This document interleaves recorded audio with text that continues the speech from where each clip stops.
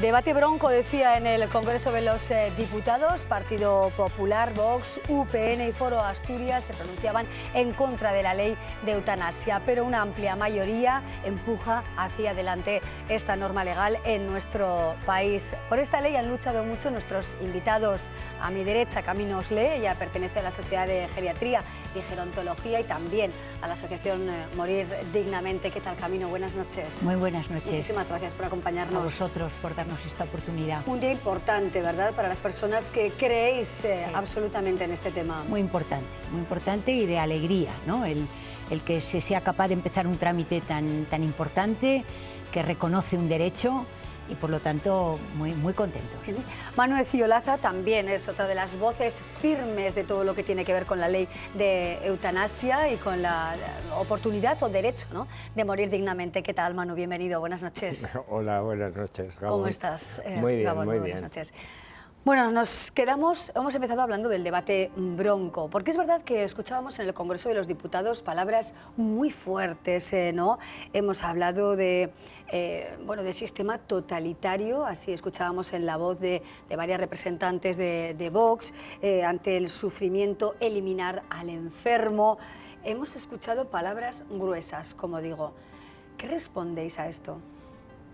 Bueno, primero nos queda una sensación tremendamente dolorosa de pensar que ante un proyecto de ley democrático, con las actuaciones que se ha visto, que hay un respaldo popular que en otros países existe, que es un reconocimiento de derechos que no es obligatorio, que además, si alguien lo ha estudiado, y ellos espero que lo hayan leído, las cautelas suficientes, ¿cómo se pueden decir?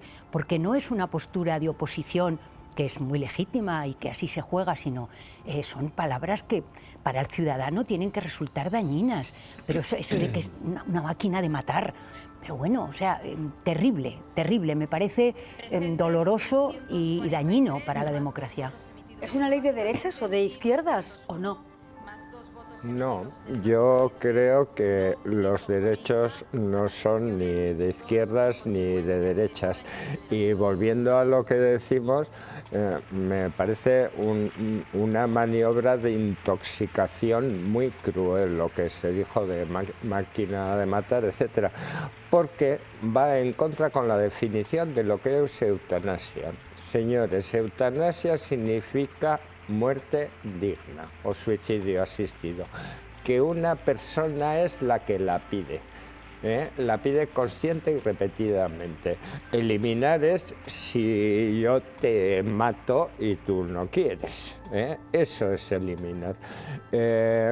Decir que la sociedad no estaba preparada, el señor Echani del PP, eso es mentira. Decía que el 50%, que faltaba un debate, es mentira. El 85% está a favor, y en su partido también unos porcentajes muy altos. Decir que va a haber la pendiente resbaladiza, eso en los países que significa que puede haber un efecto contagio, en los países donde eso existe no ha sucedido en absoluto, es una manipulación. Creo que es dar pie a un derecho que debía estar hace mucho tiempo para que cada uno libre y conscientemente decida lo que quiere hacer en caso de enfermedades. La eutanasia en cualquier caso no será obligatoria, así lo decía la ministra, obviamente.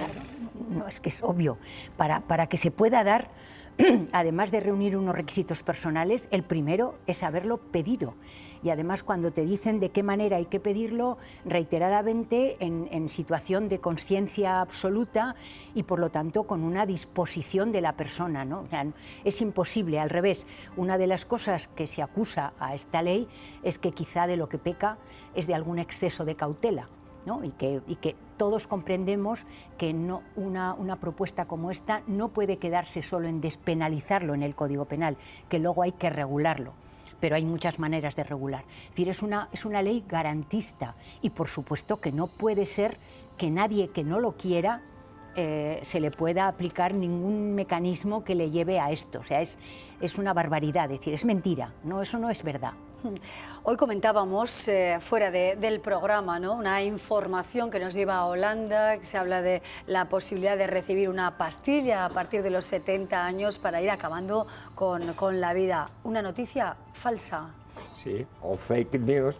La publicó hace unos días el ABC, hoy en un periódico local, estaba en la última página, pero a mí me recordaba con los que iban a los cafés a comprar marihuana en Ámsterdam. Las cosas no son así, y precisamente en Holanda hay un gran control legislativo sobre las eutanasias. De hecho, a partir de esta noticia tuvo que salir la Embajada de los Países Bajos a desmentirla. Sí es verdad que se ha hecho una encuesta entre mayores de 75 años en la población holandesa, porque empieza a tomar fuerza en estas sociedades occidentales el concepto de cansancio vital en ausencia de enfermedades, y se encontraron que había 10.000 personas sin enfermedad que igual pudieran ser que quisieran la eutanasia, y eso ha sido una sorpresa. El gobierno dice, bueno, ya pensaremos a ver qué pasa en nuestra sociedad, pero lo de la pastilla es falso. ¿Sería fatiga de vivir, Camino? Fatiga de vivir, fatiga de vivir, que es, si te fijas, el surgimiento y por qué quizá es el momento, ojalá hubiera sido antes, pero en este momento hay un caldo de cultivo de aceptación de la ley de eutanasia. Bueno, todos somos conscientes, se ha prolongado muchísimo la esperanza de vida y no siempre para bien. Hay momentos en la vida en que hay años en los que no son tan buenos. En segundo lugar, hay unos avances técnicos que todavía prolongan más la vida sin mejorar la situación y sin producir ni curación ni tampoco calidad de vida. Otro tema muy importante es que se ha secularizado el tema de la vida, de la propiedad de la vida, y socialmente hay una aceptación de esos términos. Y yo creo que todo eso lleva a que la sociedad madura está dispuesta a empezar a hablar, que no se admite, porque todos hemos tenido al lado de sus personas, familiares, a los cuales quieres muchísimo, y estás deseando que esta medicina que ha llegado a grandes logros consiga curarla, pero por desgracia la medicina no es infalible y hay momentos en los que vienen los médicos o las médicas a decirte ya no hay nada más que hacer. Bueno, si no hay nada más que hacer, produzcanle ustedes un bienestar. Y en muchos casos con unos cuidados paliativos será suficiente porque esa persona, pero en otros muchos y sin una situación de muerte próxima, pues esto es un derecho de las personas para aquellas que quieran utilizarlo. Hay países como Países Bajos, Colombia, Canadá, son algunos países en los que está legalizada la eutanasia. ¿Con qué tipo de resultados, con qué apoyo social existe esta ley de eutanasia en estos lugares del mundo?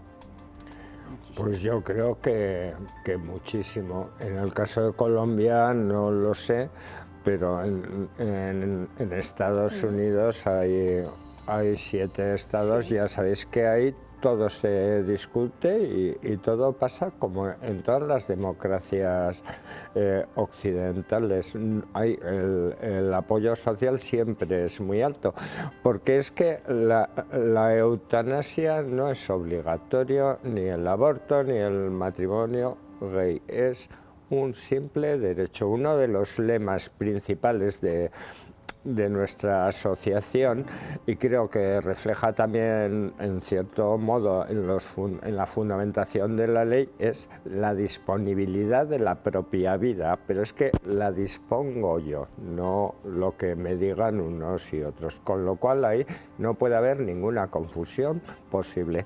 Soy yo el que decide sobre mi vida, o fulanito de tal que está en unas circunstancias terribles. Bueno, ahora hay un camino político largo del Congreso, las enmiendas, el Senado. ¿Será de aplicación en todas las comunidades autónomas lo que se decida en Madrid, por decirlo así? De aplicación en todo el territorio español, y tanto en el sector público como en el privado, y está eso muy bien delimitado en la ley. Lo que hace el Gobierno, o en este momento el Estado, no el Gobierno, el Estado, lo que hace es regular los dos grandes derechos que son principales. Uno tiene que defender la vida de sus ciudadanos, que lo tiene como primera medida, pero también, y está en la Constitución, está todo el tema de la libertad, la autonomía personal, y hay que conciliar esos dos derechos, y esta ley es lo que busca hacer. En junio estará aprobada previsiblemente. Bueno, también habla incluso de la defensa de la integridad moral y psíquica. O sea que todos los respetos, los más optimistas dicen que para junio y otros quizás para final de año, pero bueno, aquí va a ser importantemente el trámite de las enmiendas. Y también respecto a lo de las autonomías, es un hándicap que en nuestra asociación vemos porque la comisión de seguimiento que tiene que haber va a ir a las autonomías. Entonces, según quienes gobiernen, bueno, se pone el ejemplo de Murcia, por ejemplo, pues no va a ser lo mismo en unas comunidades u otras. Entonces yo creo que eso se tiene que discutir, porque depende de qué autonomía seas, puedes morir de una manera o de otra. Yo no sé si tendremos que acabar en turismo, que me voy a un sitio porque es más fácil. En cada autonomía la comisión la va a nombrar el gobierno de la autonomía y las comisiones de sanidad. La objeción de conciencia, otro de los temas que también se aborda en esta ley de eutanasia. ¿Qué pueden o deben hacer los médicos que intervienen en todo este proceso de final de vida, Camino? Claro, yo creo que como está, de alguna manera es un derecho que está defendido en la Constitución, se tiene que aplicar. Y por lo tanto se deja la objeción de conciencia. Quiero pensar que el médico que quiera ejercerlo lo tendrá que decir previamente para saber con quién y se pueda tener derecho a cambiar de médico, sabiendo que, claro, y también están los dobles conflictos, ¿no? Esto es un tema del Estado y por lo tanto los funcionarios del Estado deberían de cumplir las leyes, aunque para ellos, pero siempre se permite en un ambiente de permisividad lógica, pues el que cada cual actúe según su conciencia y por lo tanto, pero aquí ya se dice que se tendrá en cuenta, pero que nunca se dejará desatendida los derechos de la persona que lo ha manifestado así. Finalmente, otro de los elementos importantes, porque también la voz de la Iglesia está aquí presente, ¿no? Y se refiere precisamente a la ley de eutanasia. Y la pregunta es, Manu, ¿se puede ser religioso, católico, cristiano y defender la ley de eutanasia? Sí. Pues yo creo que sí, perfectamente. Como a veces en nuestras charlas Soco siempre cuenta de una abuelita hablando solamente del testamento vital. Hay que recordar que va a tener su importancia. Hasta ahora estamos dale que te pego, pero ahora más del rechazar tratamientos o no querer alargar innecesariamente, que una abuelita le preguntó a ver si eso era pecado. Pues no lo es, se puede defender. Y hay un sector de la Iglesia, como siempre la Iglesia formalmente puede tener unas posturas, pero hay sectores importantes. Nosotros hemos tenido ponentes en nuestras jornadas con diálogos en la universidad pública, en la que han venido teólogos que han sido muy sensatos, muy favorables a explicar el cómo se puede dentro y que desde luego la postura de la libertad de la persona, etcétera.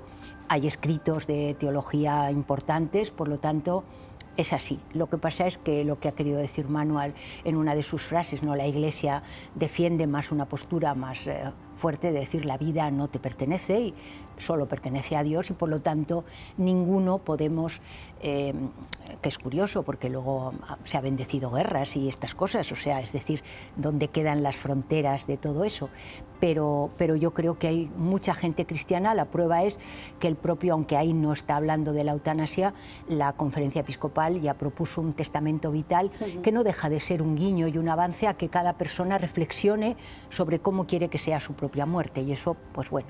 Nos quedamos con estas claves, desde luego, de una ley de eutanasia de la que seguro seguiremos hablando, porque sigue ahora el trámite parlamentario, también el debate político, pero lo que deseamos saber como ciudadanos es qué posibilidades tenemos ante esta situación futura, ¿no?, de nueva norma legal en nuestro país. Una ley que no tiene por qué ser ni de derechas ni de izquierdas. Nos quedamos con todo esto. Manuel Ciolaza, muchísimas gracias por acompañarnos. Un placer, como siempre. Caminosle, muchísimas gracias también por todo el trabajo que desarrolláis, sobre todo también para darlo a conocer y que sepamos verdaderamente de qué se está hablando al margen de los dimes y diretes políticos. Y si me dejas para acabar, antes lo habéis dicho, hay muy pocos, no hay muchos países, y es un orgullo que el nuestro proponga una ley como esta. Pues nos quedamos con esa última reflexión, Camino. Gracias.